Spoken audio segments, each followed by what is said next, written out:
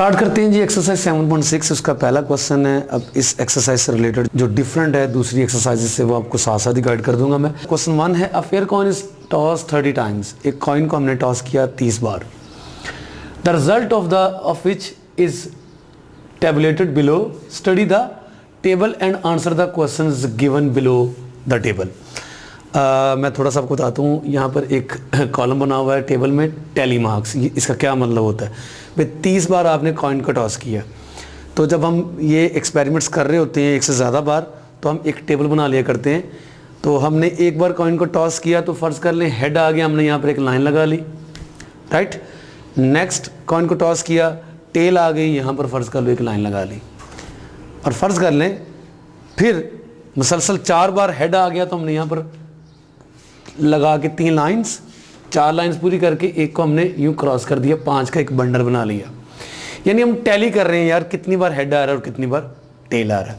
तो टोटल 5-5 के बंडल्स बनाने के बाद देखा, ऑब्जर्व किया, फ्रिक्वेंसी का मतलब ये कि टोटल हेड कितनी बार आया, 14 बार हेड आया और टेल कितनी बार आ रही है जी, 16 बार टेल आ गई। देखिए 5-5 के 3 बंडल 15 और एक ये 16।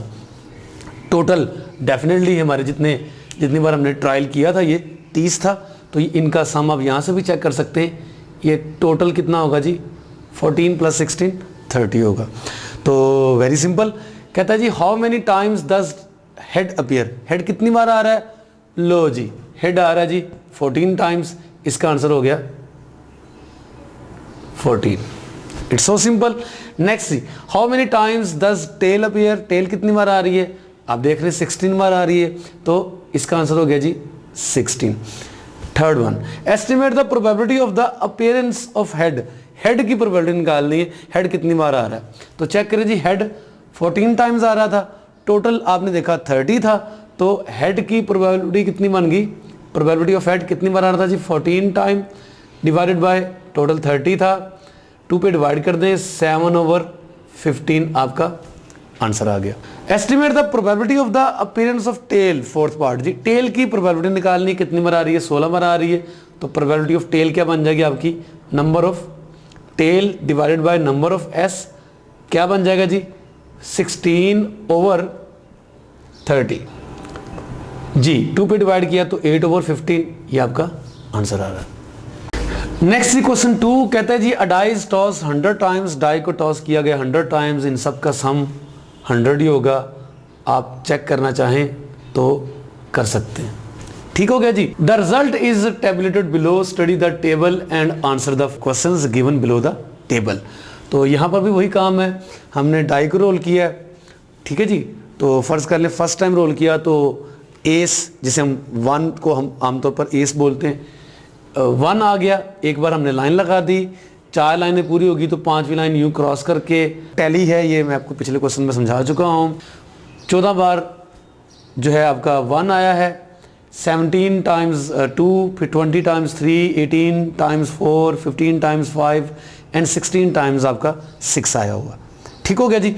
टोटल इसका सम 100 है, ये आप चेक कर सकते हैं। आंसर से हम देते हैं how many times do 3 dots appear. 3 कितनी बार आ रहा है, ये जी इसका तो सिंपल सा आंसर हो गया, कितनी बार आ रहा है जी 20 टाइम। तो ये 20 फ्रिक्वेंसी शो कर रही है। इन टैली करने के बाद इनको जो जितनी बार ये अपीयर हो रहा है उनको हमने यहाँ पर लिख लिया होता है। तो how many times do 5 dots appear. 5 dots कितनी बार आ रहे हैं जी 15 टाइम्स आ रहे हैं, इसका आंसर हो गया 15। How many times does an even number of dots appear. लो जी इवन नंबर का मतलब आपको पता क्या होता है जी, इवन नंबर का मतलब 2, 4 या 6। इवन नंबर तो और भी बहुत ज़्यादा होते हैं, लेकिन 1 से लेकर 6 तक यहाँ पर जो इवन नंबर्स हैं वो कौन कौन से, 2, 4 और 6। तो जो 2 है वो 17 बार आ रहा है, 4 जो है वो 18 बार आ रहा है और 6 जो है वो 16 बार आ रहा है। तो डेफिनेटली हमें इनको ऐड करना पड़ेगा, ठीक है जी। इवन नंबर इनमें से कोई सा भी हो सकता है, 2, 4, 6, तो इनको ऐड करके अपना रिजल्ट बताना पड़ेगा जी। 51 टाइम आपका इवन नंबर अपीयर हो रहा है। नेक्स्ट हम बात करते हैं अगले क्वेश्चन की। तो वो क्या कहता है, how many times does a prime number of dots appear. Prime number के बारे में आप जानते हैं 1 से लेकर 6 तक कितने प्राइम नंबर्स हैं, 2 प्राइम है, 1 प्राइम नहीं होता, ये बात याद रखिएगा। आमतौर पर हमें लगता है कि 1 प्राइम है, लेकिन 1 प्राइम नहीं होता।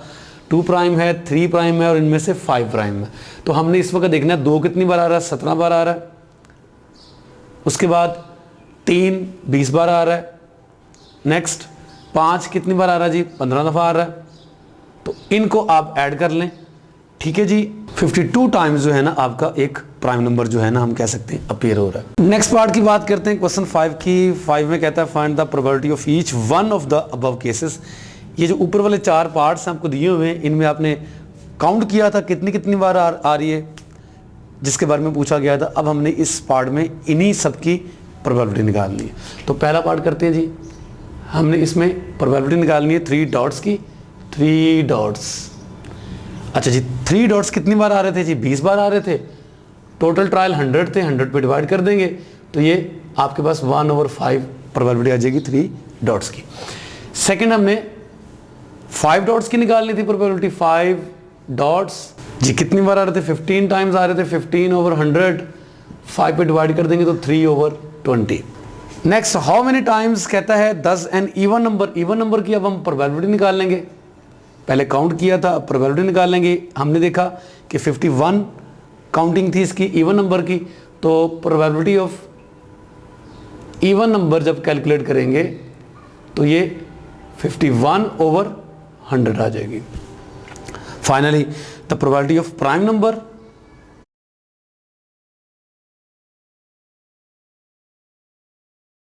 प्राइम नंबर कितनी बार आ सकता था हमने कैलकुलेट किया हुआ था 52 टाइम्स। तो 52/100 इसकी प्रोबेबिलिटी। इसको सिंप्लीफाई कर लें 2 पे डिवाइड करने से, ऊपर आ जाएगा जी 2626/50।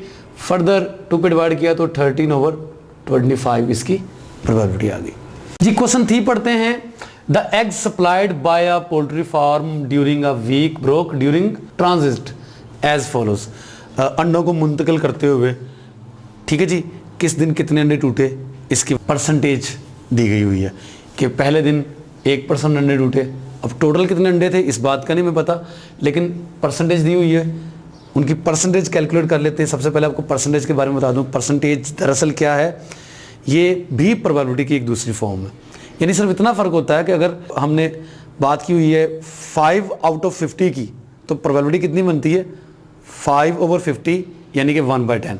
तो परसेंटेज का मतलब ये होता है कि हमने जस्ट क्या करना होता है, 2 से न्यूमिनेटर और डिनोमिनेटर के साथ मल्टीप्लाई करके टोटल जो है ना वो 100 मान लेते हो।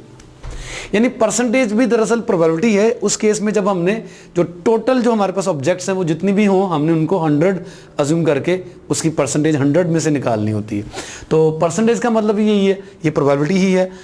1% है, परसेंटेज का साइन खत्म करेंगे, 100 से डिवाइड करना पड़ेगा। 1/100 दरअसल ये प्रोबेबिलिटी ही है, राइट।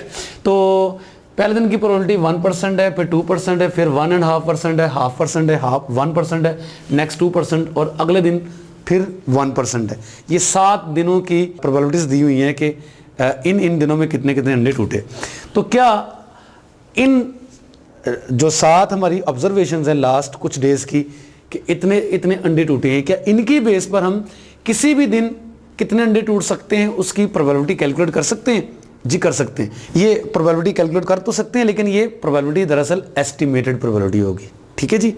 तो क्या करना है जी, कहता है जी find the probability of the eggs dead broke in a day. किसी भी पर्टिकुलर दिन कितने अंडे टूट सकते हैं उसकी हमने प्रोबेबिलिटी कैलकुलेट करनी है, ये होगी एस्टिमेटेड प्रोबेबिलिटी। तो इसको पार्ट ए का नाम दे देता हूं मैं। क्या करते हैं भला, खुद सोचें क्या करना पड़ेगा। ये 7 दिन की ऑब्जर्वेशंस हैं आपके पास, इनकी बेस पर आपने किसी भी दिन की प्रोबेबिलिटी कैलकुलेट करनी है। क्या कर सकते हैं आप, एक ही आइडिया हमारे माइंड में आता है कि यार हम इनकी एवरेज ले लें, इनकी एवरेज कैलकुलेट कर लेंगे और वो किसी भी दिन की प्रोबेबिलिटी, ठीक है, एस्टिमेटेड प्रोबेबिलिटी के तौर पर हम यूज कर सकते हैं। तो क्या करेंगे जी, probability of broken eggs in any day. क्या करना है हमने, इन प्रोबेबिलिटीज को ऐड करके इनके तादाद पे डिवाइड कर देना, यानी एवरेज लेनी है। तो कितनी है ये, 1 2 3 4 5 6 7, सातों को ऐड करके 7 पे डिवाइड कर देंगे।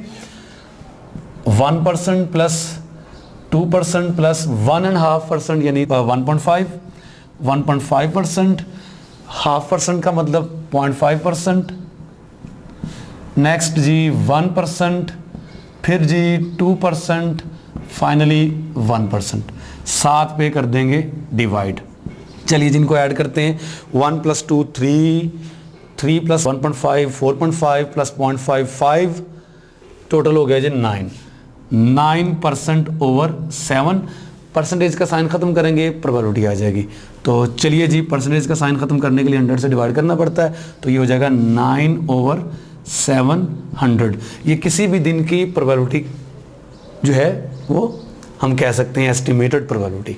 नेक्स्ट हमने क्या करना है, calculate the number of eggs that will be broken in transiting the following number of eggs. तो फर्ज कर लें पहला पार्ट करने जा रहे हैं हम, इसमें हमें दिए हुए नंबर ऑफ एग्स कितने हैं जी, 7000। तो एग्स की तादाद दी हुई है कितनी जी, 7000। हमने ब्रोकन एग्स की तादाद निकालनी है यूजिंग दिस एस्टिमेटेड प्रोबेबिलिटी। तो हम जानते हैं प्रोबेबिलिटी किसी भी इवेंट की किसके बराबर होती है, number of event E divided by number of S।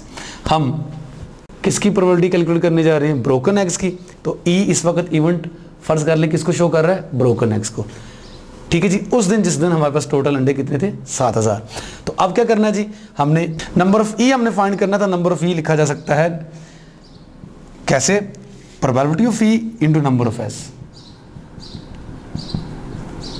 ठीक है जी, इस चीज़ को उधर क्रॉस मल्टीप्लाई कर दिया, उधर जाके ये मल्टीप्लाई हो जाएगा। तो ये कैलकुलेट कर लेते हैं, प्रोबेबिलिटी ऑफ E कितनी है जी, यहाँ पर हमने तमाम पार्ट्स में यही यूज़ करनी है। ठीक है, बाकी 2 पार्ट्स आप खुद ट्राई कीजिएगा। हमने हर पार्ट में प्रोबेबिलिटी यही यूज़ करनी जो फाइंड की, किसी भी दिन की प्रोबेबिलिटी हम यूज़ कर सकते थे इसको। नंबर ऑफ S, टोटल जो हमारे पास कितने एग्स आपको गिवन है वो 7000 है। ठीक है जी, मल्टीप्लाई कर देंगे 7000 से और क्या हो जाएगा 90, आपके पास ब्रोकन एग्स आ जाएंगे। तो नंबर ऑफ ब्रोकन एग्स कितने होंगे जी, 90। उस दिन जिस दिन टोटल अंडे कितने थे, 7000। ठीक है जी, बाकी 2 पार्ट्स आपको ट्राई कीजिएगा।